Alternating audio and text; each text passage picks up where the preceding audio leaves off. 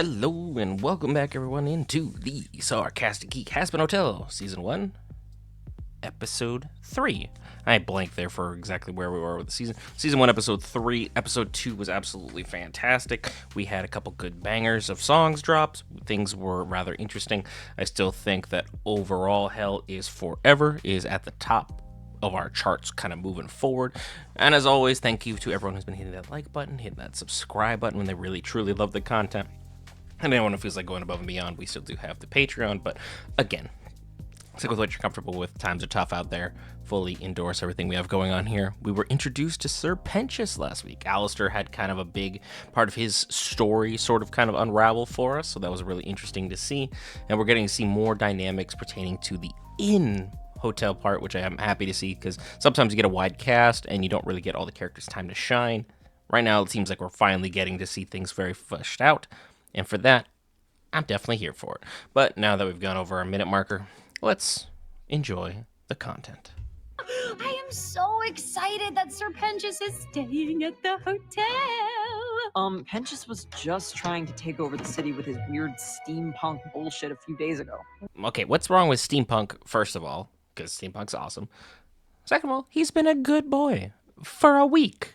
We're making strides. You gotta focus on the big picture here. Come on, Vaggy, get it together. My new invention, the Skin Slayer 11,000. I'm really looking forward to shooting the other residents. Pentious, I just vouched for you. We just got on the same team. Don't do this to me. Don't force these situations to have to come up. And also, skin flaying is kind of metal, so let's avoid that for the time being if we can. Why? Everyone is being too nice. Obviously, it must be a lie. I can sense they are planning to kill me. But when?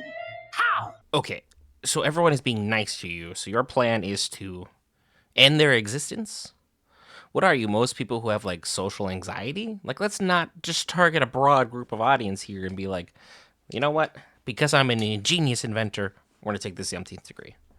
Need you to tone it down there, Pentious. Bring it on down. Carmine, as in Carmilla Carmine, you are buying parts from an overlord? I do love a good weapons dealer, but I didn't even know you would need a weapons dealer in Hell. Do you deal with money? Because it seems like no one really seems to have any. I don't see any cash being exchanged over. Like, what do you pay with? Like, bits of your soul? Like, there's some things that need to be fleshed out here about how this works and how Pentious is making these things possible. Because while I love my boy, I'm not entirely certain he's all there. No more plotting against other guests, and you need to get rid of these things.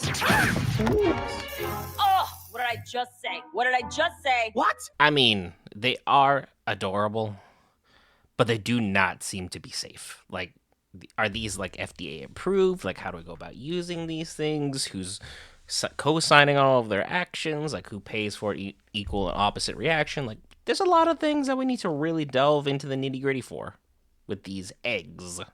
Can't keep you anymore. Okay, boss. No, don't resist. This is how it has to be.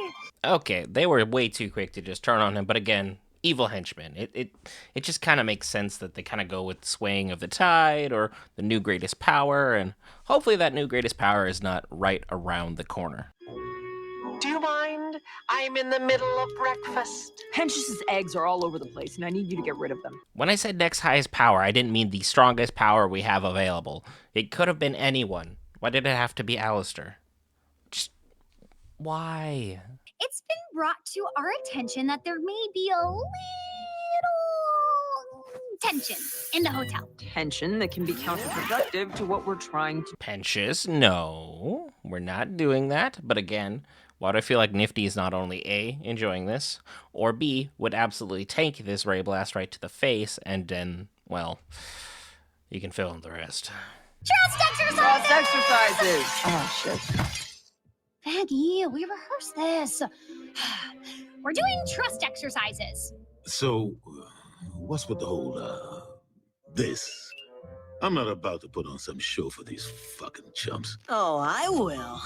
But it's cash up front. And I know that one can't afford me. What?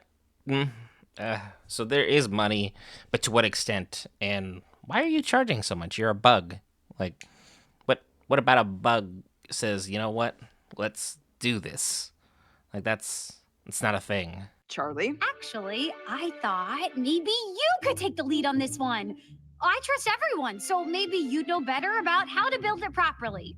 That just sounds like straight up gaslighting. Here, I had this brilliant idea, but I need you to take care of it because I don't think I'm good at it. So it's all you. Also, you failed our whole trust jump earlier, so this is going to go great.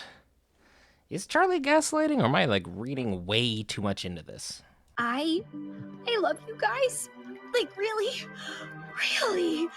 love you. Gotcha. That felt good. The fact that only one person was willing to catch her says everyone's basically in my boat, where there's like, yeah, I get you're a genuinely good person, but also you're way too kind to be in hell, and we still haven't like even met your dad. So I'm kind of curious what that's all about. So yeah, I don't trust you quite yet, because Dad's either going to be a ditz or he's going to be the greatest thing hell's ever seen. So we'll figure that out when we get there. I love to suck I swear to fuck if you say dicks. popsicles, you sicko. Get your mind out of the gutter. But you know, dicks too. I mean, you kind of had that coming. You were being extra schmarmy. Like, schmarmy? Schmarmy. Schmarmy? Is that a word? I'm gonna look that up. Is schmarmy a word? Nifty? Sometimes I kill mother bugs in front of their children as a warning to others. Yay, pain! Yeah, that honestly is so fair. I mean, you are a precious little thing that we should all care deeply about. But, and just hear me out, you are a danger to others and yourself. But we love that about you. Sometimes. Oh boy, what's the plan, boss? I like your suit. What are the antlers for? Can I touch your staff thing? Are those your ears or is it your hair? Look, I have the same exact questions. I don't know what most of Alistair is, but I'm going to be the last person to ask, and I'm definitely not going to be the first person who's going to go up and like try and get anything to happen and be like, you know what, I'm just going to keep a safe radius and just assume he doesn't like me. Call it a day. Greetings, Vestial. The weather doth become this fine day. Indeed. Looks like we might have some acid rain this afternoon. Okay. Whoever this Zestio fellow is, everyone is petrified of his existence, and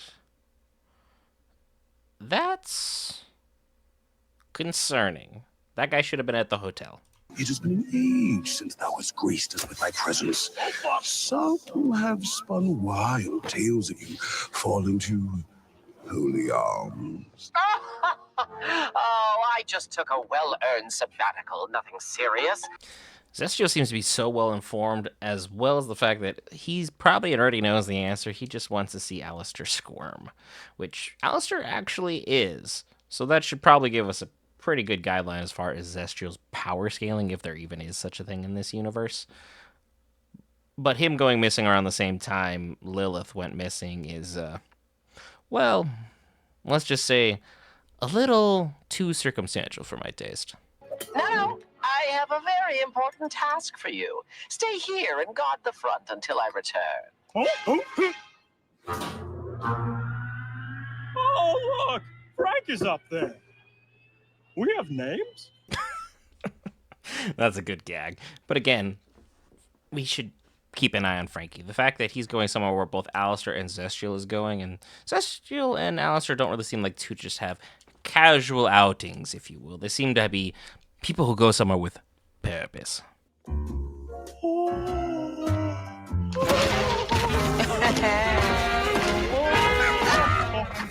Oh. I mean, oh. Where did that come from? Welcome, Hell's sovereign overlords. I've invited you all here because you represent the controlling powers of our city. Oh, cool. We have Hell gangs and overlords who are in charge of said gangs. And honestly, everyone here is incredibly well done as far as character design. Super into what we're about to find out. Alistair? Yes, I know. I've been absent some time. I'm sure you've all been wondering. Not really. But welcome back in any case. And the one person who's not interested in Alistair, because I'm definitely on the opposite team of I'm fascinated to know what could have potentially happened with him, but by the same token, I'm not really too sold on his story, whatever he says it will be, if that makes sense. I've got it handled, Vox. Are you doubting me? Really? Me? That's what I thought. Yes, I know. They're all a joke. There is not a single look that Velvet cannot pull off. I am infatuated with this character design. She's fun, she's energetic, she brings chaotic energy. So here for this on the umpteenth scale. So happy about it. Yes. On the subject of discussion. Oh, tasty. Where did you get this? And there it is. Somehow the V's ended up involved in this, and they were able to get the exact information that everyone needed. That has to be an angel, because that looks exactly like the mask that the number 2 behind Adam was wearing. I didn't catch her name early on. Hope to catch that in a little bit, but that's definitely concerning, that there's now dead angels in hell. Foolish than I bethought. Mega proof. It's a dead fucking exorcist. I'd say that's pretty fucking definitive. You going blind, old man? We know not how this perished. Mayhaps 'twas not by a demon's hand at all. Did anybody else notice that Alistair just literally, like, licked it and the blood pertaining to it? I don't know why he would do that, but, like, again, it's Alistair. The less questions, the better. But I have many. Right? Oh, what's the matter, fossil? Too senile to make a real power grab? You better show some respect! Where the hell did this song come out of? Like, there was not even a hint or a suggestion or even like a comment box for this song. Just immediately hits. Although it's a good start to a song, I will say that much. Did I strike a nerve? 'Cause when I brought out the angel's head, couldn't help but observe that your wrinkled face was turning red. Okay, so Carmilla knows more than everyone's letting on, and Velvet is astutely putting 2 and 2 together. She is really in charge of the V's in my mind. I know that Vox looks like he's a figurehead. Get it? He's a TV head, you know. But at the same time, she really seems to be more of the common sense, albeit her attitude could probably use some work. Well, that's interesting. You, little egg creature, I have a job for you. Oh, yes, boss. Follow them. Alistair, what are you getting involved with now? Angel! What the actual fuck? Why did we hear him out? That's such a bad idea. Like, on so many... No. Shut that down. You know, I don't hate this. I'm ready to punish some bad boys. Nifty. I don't think anyone was ever supposed to see you like this. But I think Husk's face says it all, of just kind of a little bit of a bombastic side eye, if you will. I just need to teach them the way I was taught. This is how you learn to trust people? I mean, genuinely, it looks like everyone's having a heck of a lot of fun. They could be doing worse things. It's hell, so let's just put that out there. Buckle up, buttercups, because today you boys become men. You Wait! I can't fight without my minions! are gonna survive together. Okay, why are we throwing the best character off a roof? Can we stop doing this? He's already been shot up in the sky. He lost his egg boys. Now we're throwing him off a roof. I get he's not perfect, but can we treat him with some respect? No! This is the only way they'll learn, Charlie. No, it's not. There are other ways. It just takes time. Time we don't have. And there she goes. I could have seen that coming, but also, kudos to Husk. Just sauntered out of there real quietly, pretended like nothing was going on, and things are all copacetic. It's exactly the way it should be. Things should be. Just keep me uninvolved. It's best. I'm supposed to never fail you. I blame you for this, you crazy bitch! You didn't fail me. Maggie, you're not. If I can't help you, what's the point of me? There's a lot of you. What happened to we? Like, this is a team. You guys are a couple. Like, together. You do things as a we. And sure, you can sacrifice some of your stuff to help your partner's dream come true. But usually that person's dream is going to help you as well. Everything has to be together. It's not going to be 50-50 every time, and Henry says it is. It's crazy. But it seems like Vaggie's giving 100 and Charlie's giving diddly. And that's not ideal, even for hell. The veiled angel. 'Twas by thy hand, was it not? Let's not talk about it. Mom, maybe he should know. Nobody should know. And there it is, the nail on the head. Egg Boy, terrible spy, but however, he has gotten his information, and we got the confirmation we're all looking for. So how did she get the task accomplished is what I'm wondering. Being attacked, I had to act to cross that line and keep them safe. So she's definitely lost someone in the past to at least one of these purges. I'm assuming she had a husband at some point. I'm assuming her and Zestio are like really, really either close friends or they're like a couple, but he's not the father, if you catch my drift. Like, she had something happen, and then these two are the obvious offspring of that. Hence why she's extra protective of this, because she's already lost something important, and she knows that hell being hell, at the slightest provocation, will go immediately to war because, well, there's a reason they're there, eh? I'll be your armor. Do whatever it takes. Okay, so she's got some tragic backstory. Something happened to her where she's indebted to Charlie. So it's not like a real, it's not a gaslighting relationship. It's definitely not that. It just feels this way because she feels she's indebted to Charlie for something that happened that helped change and shape her into who she is now, which is why she's so passionate about this project, because she knows it's worked for her. Like, obviously she's not redeemed, but she's a believer, and that's half the battle. So, what did you hear? First, the old guy was all, "You're not yourself. You're the one that killed the angel," and then she was all, "Whatever it takes." What was that last thing? She killed the angel? And now we've given Alistair all the information that he needs. I wonder what plans or schemes he's going to have, because I'm assuming they're not going to be short terms and just like he's going to get what he wants this season.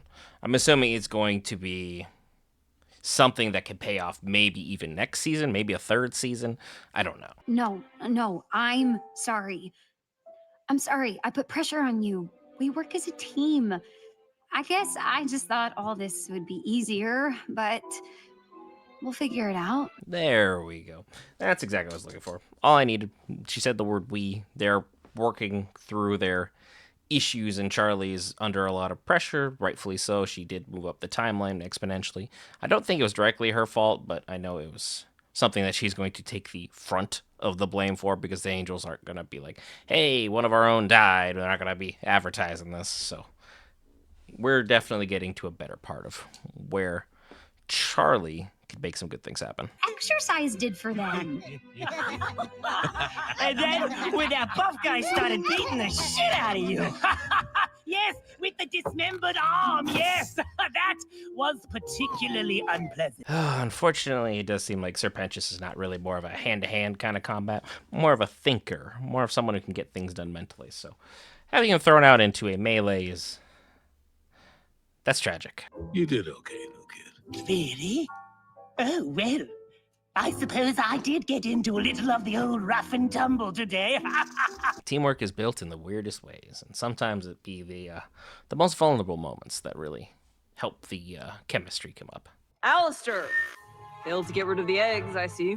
Yes, well, the little monsters proved to be rather useful. And we aren't going to ask any questions about that. You're just going to let them say that they were useful in your outing, and then just... You know what? I keep saying don't ask questions. Just don't ask questions. Ah, how was your day with Alistair, my minions? That was awesome, boss. I went to this meeting, and there was a knife lady, an old guy, and a dinosaur. That's nice. And the knife lady killed an angel, and I was not supposed to talk about it. Oh, benches. Feels like a bit of information that you'd like to remember, but I'm assuming based upon the facts of how many things the Egg Boys say, not likely to retain that one. Good night, Eggies. And that was Hazbin Hotel, Season 1, Episode 3.